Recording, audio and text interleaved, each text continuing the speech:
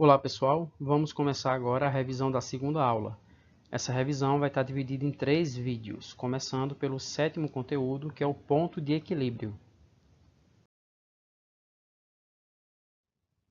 Conceituando, o ponto de equilíbrio é o momento em que o lucro e o prejuízo da empresa são zero, ou seja, todas as entradas de capital são suficientes para cobrir as saídas, sejam impostos, custos ou despesas. É o famoso zero a zero. Explicando de outra forma, eu poderia dizer que é o mínimo que a empresa tem que vender em quantidade ou em valor para pelo menos pagar os seus custos e despesas, tá certo? Então, se ela conseguir vender aquilo, ela vai empatar. Ela não vai ficar com dívidas referentes àquela produção, tá certo? E agora eu vou falar, para relembrá-los, sobre alguns conceitos importantes para a gente fazer esses cálculos aqui, que é o conceito de custos fixos e os custos variáveis, tá bom? Só para relembrar, vocês já devem saber do que se trata, mas, por exemplo, quanto aos custos fixos, eu tenho aluguel, salário, o salário tem uma parte fixa e tem uma parte que pode ser variável, tá certo? No caso da remuneração. Despesas com contador, com advogados, caso a empresa tenha alguma assessoria jurídica, tá bom? Alguns impostos e por aí vai. Então, imaginando um exemplo, a empresa está com os funcionários em férias coletivas, então todo mundo de férias durante 30 dias. Nem por isso a empresa vai deixar de ter alguns custos. Então, ela vai pagar o aluguel do galpão onde o pessoal trabalha, vai pagar o salário dos funcionários também, ok? Então, existem os custos que independem da produção. Produziu ou não, você vai pagar. E tem também os custos variáveis. Esses custos aqui dependem da produção. Então, por exemplo, matéria-prima. Produziu pouco, então você vai consumir pouca matéria-prima. Se produzir muito, você vai consumir muita matéria-prima, tá certo?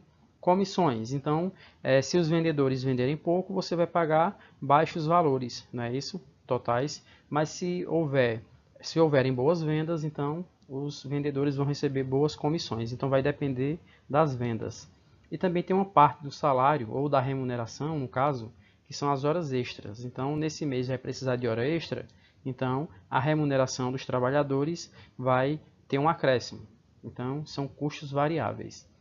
Ótimo, uma vez tendo relembrado para vocês esses conceitos, vamos ver as informações da empresa. Vocês lembram que na aula a gente estava trabalhando com uma empresa que produz e vende morangos. Então, o preço de venda da caixinha, vamos imaginar que é uma bandeja ou uma caixa com alguns morangos. Então, o preço daquela caixa é R$6, ok? E os custos unitários variáveis, tá certo?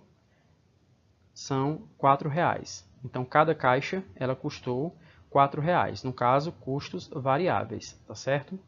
E no final de um período, imaginemos aqui um ano, você tem de custos fixos totais R$50 mil, tá bom? A empresa vendeu 141 mil quilos do produto a R$6. Essas são as informações que na pergunta você tem que extrair, separar direitinho para poder colocá-las nos cálculos que a gente vai fazer, tá certo? Então vamos para um cálculo aqui baseado nessas informações. Então, resolvendo a situação problema lá da aula, eu vou verificar aqui ó, a fórmula do ponto de equilíbrio. Dei uma olhadinha aqui lá no comecinho, tá certo? Essa fórmula aqui, que ela coloca o ponto de equilíbrio, você vai colocar na parte de cima da fração o custo fixo total, que nós vimos anteriormente.